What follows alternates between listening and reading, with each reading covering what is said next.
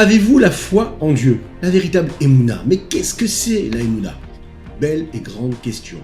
Un jour, on a demandé à Elie Wiesel, à la Shalom, qu'est-ce qu'était pour lui la Emouna, la foi? Il a dit, vous savez, c'est un peu comme cet homme-là qui rentre dans un palais. Un palais avec d'innombrables pièces. Il rentre dans la première pièce, cette pièce est dotée d'une porte. Il essaye de trouver la porte de cette pièce-là, et il la trouve. Cette porte, elle donne sur un corridor qui lui est suivi d'un escalier. Il monte à travers cet escalier dans la pièce et dans l'étage supérieur, qui l'amène dans une autre pièce. Et encore et encore. À chaque fois qu'il rentre dans une pièce, cela le mène vers une autre porte et une autre pièce. Il monte, il évolue jusqu'à la 49e porte. 49e porte, là il essaie de l'ouvrir, il n'arrive plus à l'ouvrir. C'est la 50e. Lorsque l'on cherche à comprendre la foi en Dieu, eh bien, on se pose d'innombrables questions. On évolue, on étudie, on trouve des réponses. Mais à un moment, on arrive à devoir avoir la foi sans se poser de questions. J'y crois parce que j'y crois. Mais à quoi ressemble un juif qui croit véritablement? Il faut savoir qu'en général, le monde est partagé quand il définit ce qu'est la foi.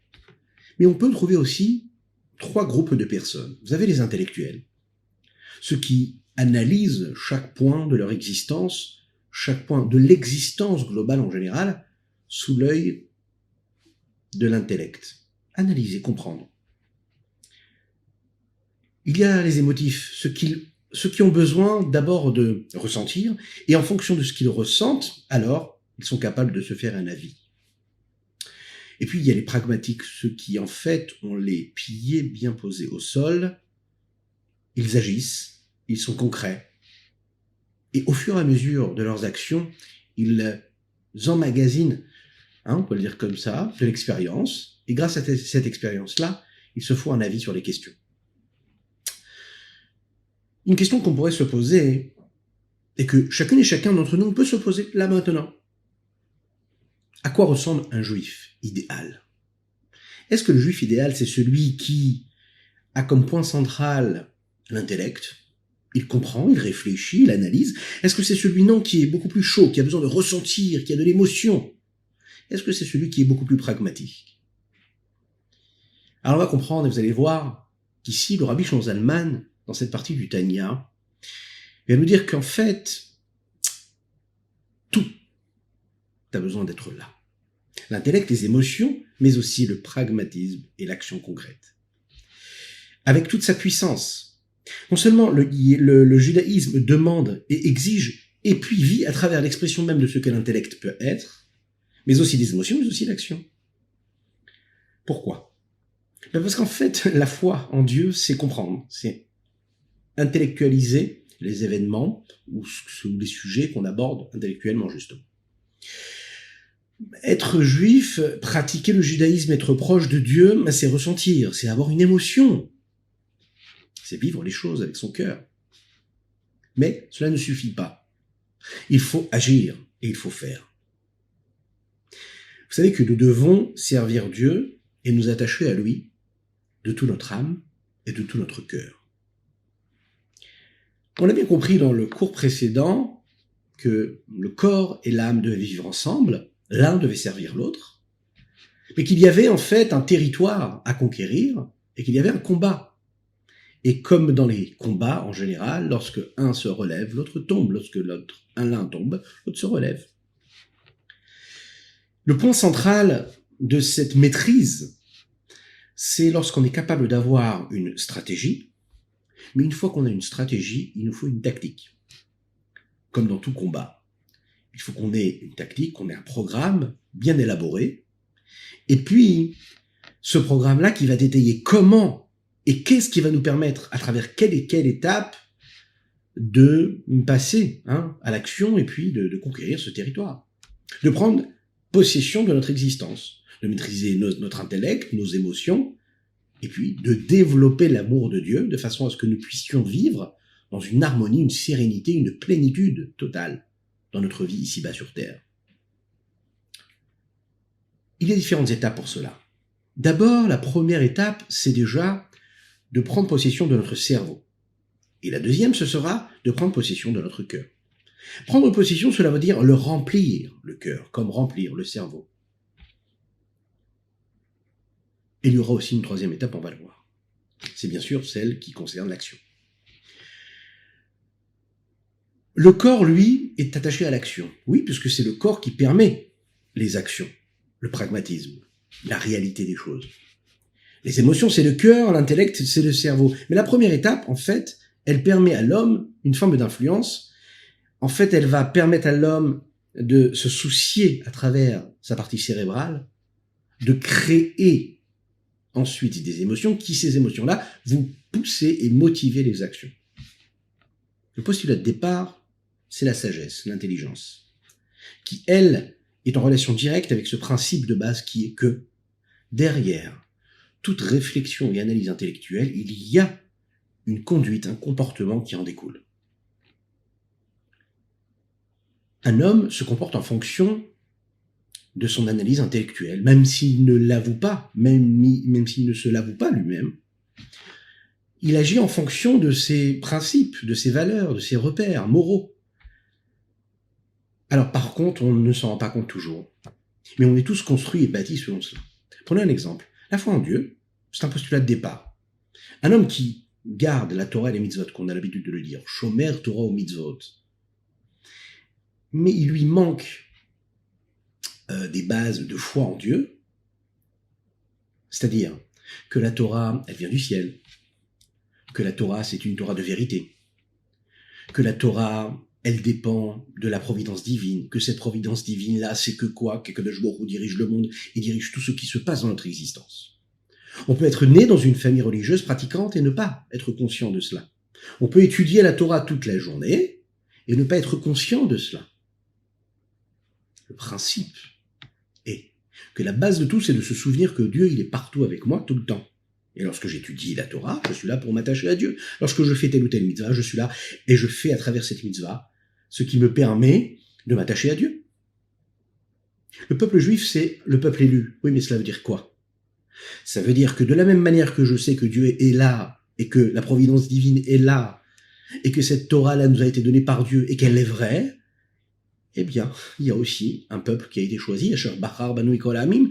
Il n'a pas choisi seulement notre âme, puisque notre âme, il n'avait pas besoin de la choisir, il a insufflé en nous lors de la création. Mais Dieu, à travers notre âme, il a choisi également notre corps. Asher Bachar Banu Kol Ha'amim. Il a choisi le peuple juif en tant que peuple. Ce sont des postulats de départ, de base, des fondements qui permettent à l'homme, aux juifs, d'avoir une réelle connexion à Dieu. Malheureusement, celui qui a une vie et une pratique du judaïsme qui n'est pas doté de ces principes-là, eh bien, dans sa partie superficielle extérieure, il peut pratiquer et faire tout ce que Dieu lui demande, mais il lui manquera la profondeur de cette transmission-là et de ce passage de témoin qu'il y a entre un père et son fils, un maître et son élève, ce qui se transmet depuis des générations et des générations, depuis que nous avons été choisis comme le peuple juif. La deuxième étape, après cette chorma-là, cette compréhension, cette sagesse-là, de base, mais c'est la compréhension qui vient à travers le discernement qui, lui, prend place à travers la logique. L'idéologie, logique, d'accord? Et ça, c'est la bina, la deuxième étape. Vous connaissez Chabad, chorma, bina. Donc nous avons eu la chorma, maintenant nous avons la bina. La bina, en fait, elle est là, après avoir bien assumé cette Emunah B'Hashem, cette foi en Dieu, elle vient pour utiliser la logique, pour essayer de comprendre, reconnaître que la grandeur infinie d'Akadosh Baruch Hu, c'est un fait réel, c'est quelque chose de concret. Maraboum Asecha Hashem, on va regarder autour de nous cette magnifique création de Dieu, ces magnifiques créatures de Dieu, prendre conscience de sa grandeur, de sa puissance. Et puis la troisième étape, c'est le Da'at. Da'at, c'est cette conscience, c'est le savoir, c'est le pragmatisme. C'est relier ce que j'ai réussi à comprendre à quelque chose de beaucoup plus pragmatique, concret. Qu'est-ce que cela va engendrer en moi au niveau de mes émotions, mais aussi de mon action? La chorma et la bina, ça reste quelque chose de théorique. Je peux parler de quelque chose, je peux comprendre quelque chose, je peux disserter pendant des heures et des années sur une question sans être touché par cela. Le da'at va relier, da'at ou mekacher, il relie, il rattache tout ça. Lorsque je réfléchis à la grandeur de Dieu, Je l'intériorise et cela peut donc influencer ma personnalité dans ses profondeurs. Et nous terminons par la deuxième étape. La deuxième étape, c'est celle du cœur. Celle du cœur, c'est que, en fait, on pourrait penser que quand il s'agit d'une question de kedusha, de sainteté, l'essentiel, c'est quoi? C'est l'approche intellectuelle que nous avons de l'événement, de la chose, de ce que Dieu nous demande. Donc, c'est une approche intellectuelle, un avis qu'on aurait sur la question et qui le rendrait saint ou pas, kadosh ou pas. On va voir qu'en fait, non. Souvent, lorsque il s'agit de profiter et d'avoir du plaisir et du désir pour ce que le monde peut nous offrir de physique et de matériel, on y met de la puissance, on y met de la force, on y met de la conviction et de l'investissement. On vit les choses pleinement, on veut profiter pleinement.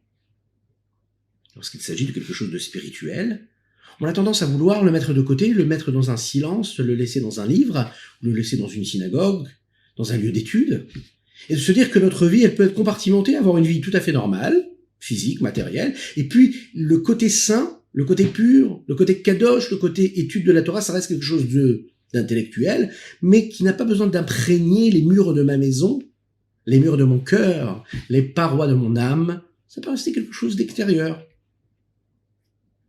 Vient le date et il me dit non, pas du tout. Tout ce qui est kadosh, tu dois le vivre dans la vie de tous les jours. Un juif, il est saint, et donc ça doit imprégner toutes les dimensions de son existence. Alors la question c'est, comment est-ce qu'on arrive à faire cela? Comment développer en soi un sentiment pour Dieu? Je peux savoir si j'aime ou pas cette voiture, si j'aime ou pas aller dans vers cette destination de vacances. Je peux choisir ou pas si j'aime la couleur de cette chaise ou pas. Je l'aime, c'est très facile. J'aime ou j'aime pas. J'apprécie ce plat, je n'apprécie pas du tout ce plat. J'apprécie être avec telle ou telle personne ou pas. Mais Dieu, ça reste quelque chose qui est tellement éloigné de moi. Comment est-ce que je vais réussir vraiment à ressentir quelque chose pour lui? Alors je vais pratiquer. Je vais accomplir les mitzvot. Lorsque l'on me demande de prendre une mezouza, de la mettre à la porte de ma maison, de ma pièce, je vais aller chez le sophère, le scribe, je vais acheter un petit parchemin, je vais dépenser de l'argent, je vais l'avoir, je vais le mettre comme il faut, je vais faire la bonne bénédiction et j'aurai fait une mitzvah. C'est concret.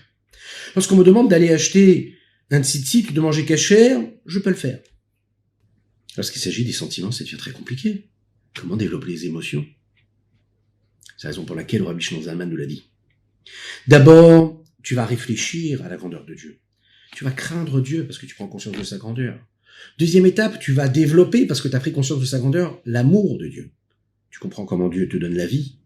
Ça te donne de la motivation, ça te donne du désir d'accomplir sa volonté. Et donc tu accomplis sa volonté et tu verras donc que tu influences à ce moment-là même ton âme animale qui, elle, n'a pas vraiment envie de faire cela.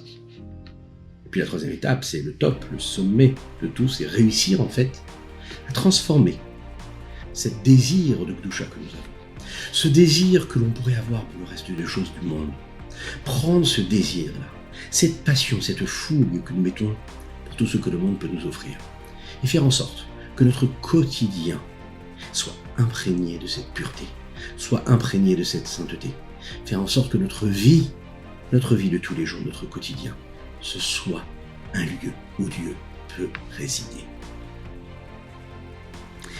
À bientôt.